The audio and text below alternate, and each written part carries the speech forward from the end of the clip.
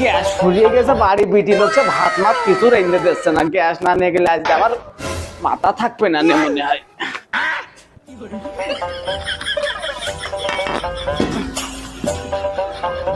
কি ভাই, গ্যাস লাগবে? আর ভাই গ্যাস ফুরিয়ে গেছে, সে বাড়ির বিটি হচ্ছে ঘ্যান ঘ্যান করছে, বাড়িতে থাকতেই দিচ্ছে না। আজকে গ্যাস না নিয়ে গেলে যে বাড়ি থাকতে দেবে না, এরকম অবস্থা। তা ভাই গ্যাসের বোতল কত করে ভাই?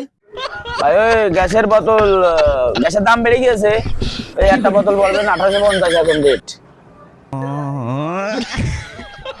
হ্যাঁ এ ভাই, 2 দিন আগে শুনে গেলাম যে 1250। আপনারা তো দিনে দুপুরে ডাকাত করছেন ভাই। 1850 টাকা হয় কি করে ভাই? এ তো গরিব মানুষ, তো কোনো বাঁচার কোনো লাইন দেখছি না ভাই। এ কি দুনিয়া চলে আসলে। এদিকে বউ এদের খেতা দিয়েছে বাড়িতে, আজকে গ্যাস না নিয়ে গেলে আমার রাত্রে ভাত হবে না। কালকে যে গ্যাস ফুরিয়ে গেছে, আমার গ্যাস নেই বলে সে বাড়ির বউ এসে 5 জুতো দিয়েছে করে রান্না করে আমার খাওয়া হয়েছে। গরিব মানুষের কোনো বাঁচার লাইন আছে? ভাই আপনার কাছে আমি শুনতে চাইছি, আপনার বাড়ি কি কি হয়? আপনার নিলি নেবেন না না নেবেন? আমার এই দোকান শেয়ার বাজারের সাথে অ্যাড।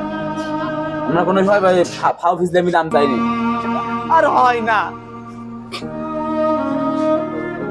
রে মন খারাপ, দোকানের সামনে দাঁড়ায় রয়েছিস।